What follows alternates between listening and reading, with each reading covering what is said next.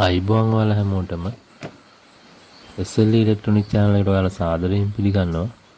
මම අදරන් ආවේ අංගල් 40 LED single TV එක පින්තූරෙන් නැති ලෙඩේ හදාගන්නේ කොහොමද කියලා ඔයාලට කියලා දෙන්න.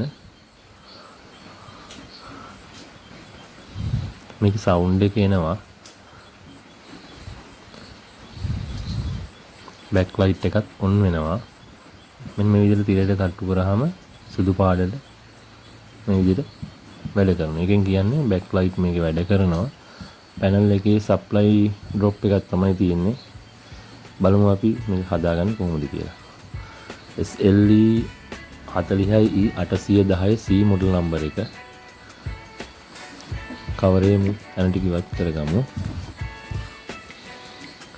මේ කප් එකක් භාවිතා කරනවා නම් හොඳයි. ඇන ටික නැති වෙන්නේ නැතුව පිළිවෙලකට තියාගන්න පුළුවන් අපිට ඒකට.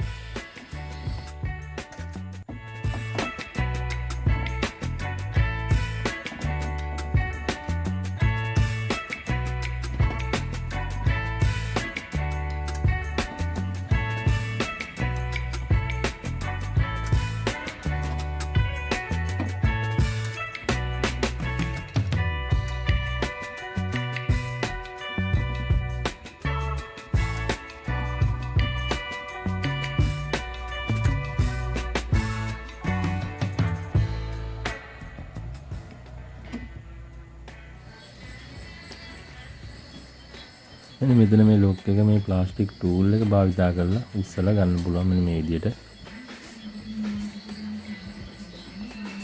ටීවී එකට පවර් දීලා ස්ටෑන්ඩ් බයි මෝඩ් එකට ආවා. මේක දැන් අපි ස්ටෑන්ඩ් බයි මෝඩ් එකෙන් ඔන් කරගමු. බලමු බෑක් ලයිට් ලයින් එක බෑක් ලයිට් ලයින් එක හරි. මීටරේ අපි DC මෝඩ් එකට දාලා දැන් අපි චෙක් කරගන්න යන්නේ මීටරයත් එක්ක සම්බන්ධ කරගෙන මේකේ පැනල් එකේ ප්‍රධාන වෝල්ටේජ් එක එනවද කියලා.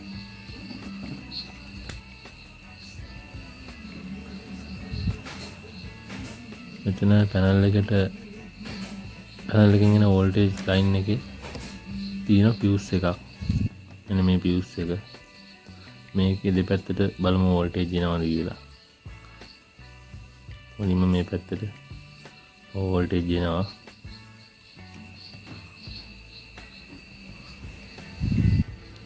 අනිත් පැත්තට බලමු අපි.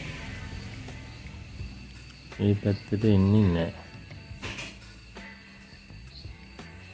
නැවත තව බලමු.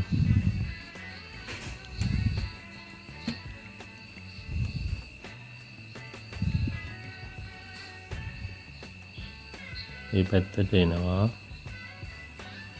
මේ පැත්තට එන්නේ නැහැ. එහෙම වෙන්න බෑ. අනිවාර්යෙන් එන්න ඕන. අපි සේරටම කලින් බලාගමු මේකේ ෆියුස් එකෙන් එහා පැත්තේ ෂෝට් එකක් තියෙනවද කියලා. මේ පැත්තේ ෂෝට් එකක් තිබ්බොත් මේ ෆියුස් එක ඕපන් වෙන්න පුළුවන්. අපි බලමු ලවඩ් මෝඩ් එකට දාගෙන ෂෝට් එක තියනවද කියලා.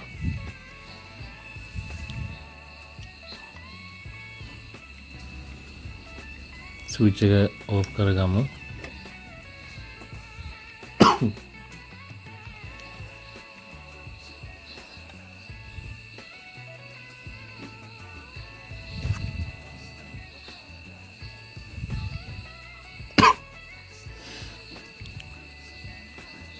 ෂෝට් එකක් තියෙනවා. ඒක තමයි මේ පැත්තට සප්ලයි එන්නේ නැත්තේ.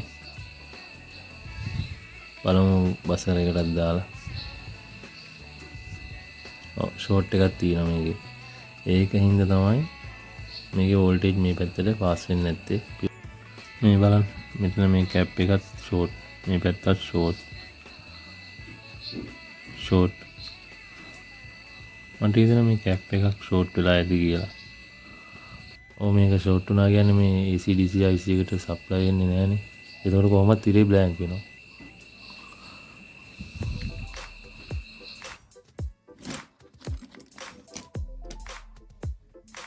අපි මුලින්ම මේ පියුස් එක පන්නලා මීටරින් චෙක් කරලා බලමු.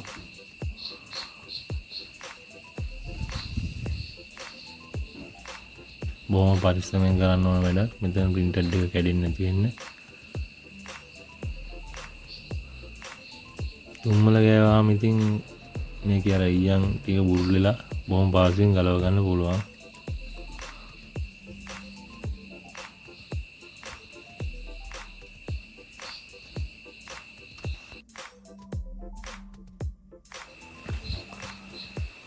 අපි මේ විදිහට ගලවගත්ත ෆියුස් එක මල්ටිමීටරයේ බසර් මූඩ් එකට දාලා චෙක් කරගෙන බලමු. මේක බසර් මූඩ් එකට දැම්මාම 0 වගේක් තමයි පෙන්වන්න ඕන.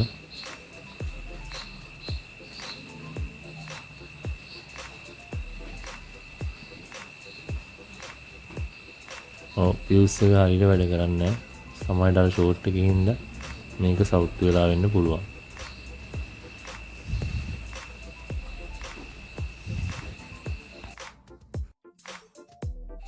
නැවතත් මල්ටිමීටරයේ බසර් මූඩ් එකට දාගමු. මේ කන්ඩෙන්සර් වල ෂෝට් එක අපි බලමු. මේ කන්ඩෙන්සර් එක ෂෝට්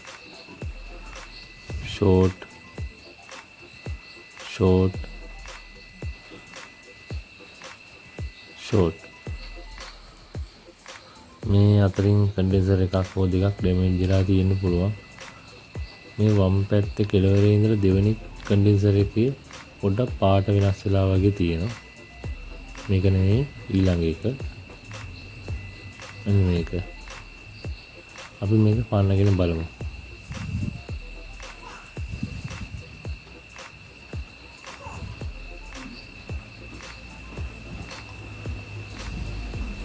දුම්මලා ලේප කර ගන්නකොට මේක ලේසියෙන් අපිට ගලව ගන්න පුළුවන්.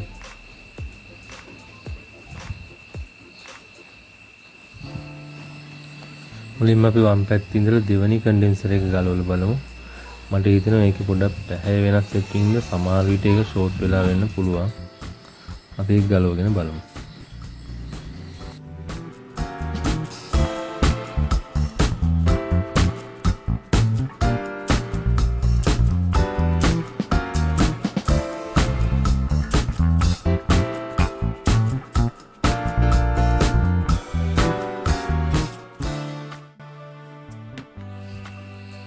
කන්ඩෙන්සර් එක ගලව ගත්තා.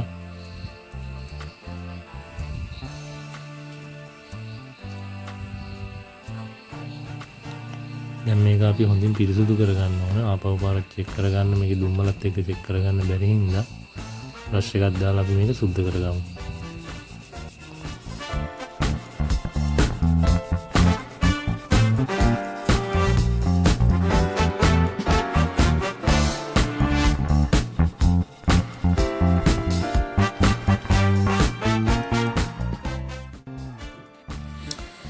ඉතින් අපි චෙක් කරලා බලමු මේකේ ෂෝට් එක තියෙනවද කියලා.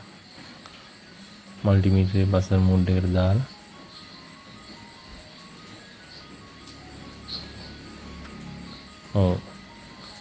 දැන් ෂෝට් එකක් නැහැ. ෂෝට් එක හරිය ගිහිල්ලා කන්ඩෙන්සර් එක ෂෝට් වෙලා තමයි තිබිලා තියෙන්නේ. මෙන්න මේ කන්ඩෙන්සර් එක. ඉතින් ගොඩක් අය මේ කන්ඩෙන්සර් එක මෙහෙම පන්නලා දාලා දෙන කට්ටියත් ඉන්නවා. ඒත් ඉතින් මගේ ක්‍රමය ඒක නෙවෙයි. මේකට අපි අලුතෙන් කන්ඩෙන්සර් එකක් දාමු. බලමු මේක චෙක් කරලා.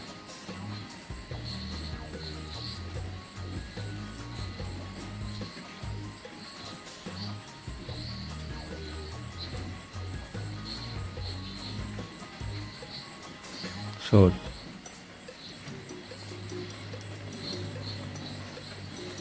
අපි මේකට අලුතෙන් එකක් දාමු.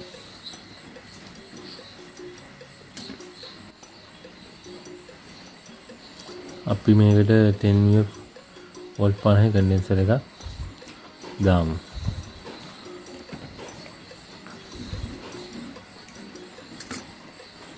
මේක non pole capacitor එකක් තමයි එන්නේ. ඉතින් ඒ වුණාට non pole capacitor එකක් දැම්මම ගාව මේ වෙලාවේ නැහැ.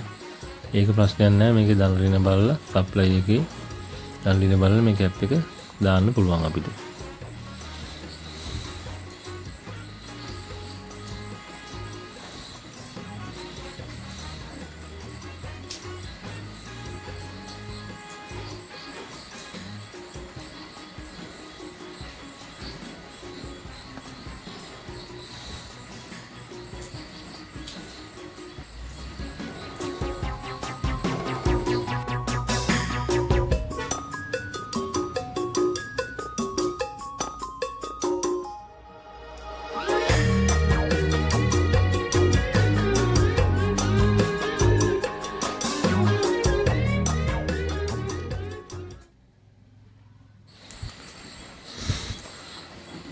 අපි දැන් මේක පාස් කරමු මෙතන මේ පින් දෙකට හරියට පාස් කරමු. පරිස්සමට පාස් ගන්න ඕනේ. මේක පාස් කරනකොට මේ වුණොත් එහෙම printed එක ගුල්ලගෙන තමයි එන්නේ. හරි.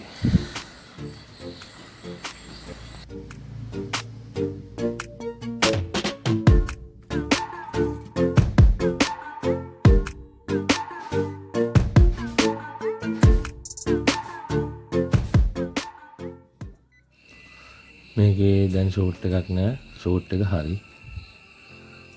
අපිට දැන් තියෙන්නේ මෙතන ගලවපු පියුස් එක වෙනුවට මෙන්න මේ විදිහේ රෙජිස්ටර් එකක් පාස් කරන්න. මෙතෙන්ට පියුස් එකක් තියෙනවා නම් පියුස් එකක් දාගත්තත් කමක් නැහැ. මං ගාව මේ වෙලාවේ පියුස් එකක් නැති හින්දා 1 ohm රෙජිස්ටර් එකක් තමයි පාස් කරන්න හදන්නේ. අපි මේක මීටරෙන් චෙක් කරලා බලමු.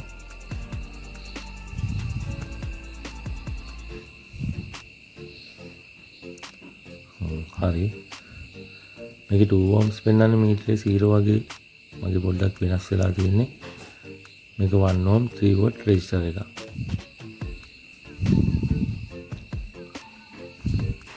මෙතනට කවදාවත් කම්බි පාස් කරන්න එපා. අනිවාර්යෙන් ෆියුස් එකක් හොයාගන්න නැත්නම් මේ විදිහේ රෙජිස්ටර් එකක් හරි පාස් කරන්න.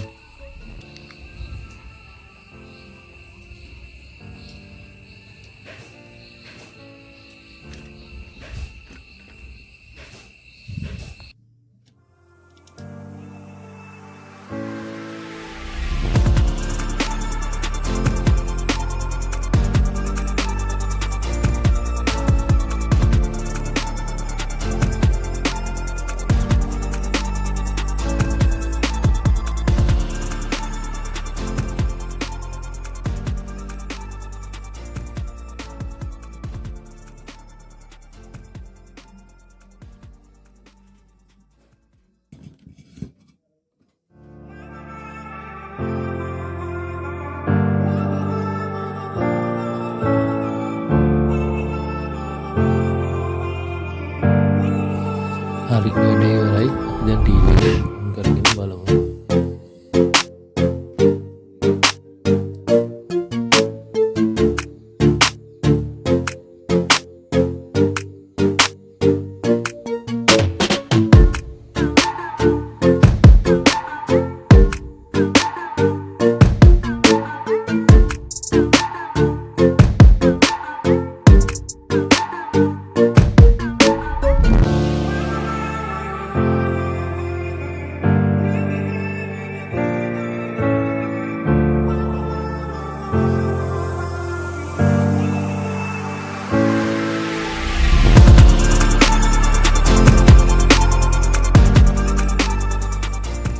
හරි වැඩේ සාර්ථකයි. අද වීඩියෝ එකේ මොනවා හරි ගැටලු තියෙනවා නම් නැත්නම් මොනවා හරි වලට දැනගන්න දෙයක් තියෙනවා නම් අනිවාර්යෙන් කමෙන්ට් කරන්න. ඒ වගේම අනිවාර්යෙන් මාව සබ්ස්ක්‍රයිබ් කරන්න, ෂෙයා කරන්න. ආයෙත් අලුත් දවසක අලුත් වීඩියෝ එකක් කරන් ඉක්මනටම එන්නම්. ඔයාලා ඔක්කොටම බුදු සරණයි.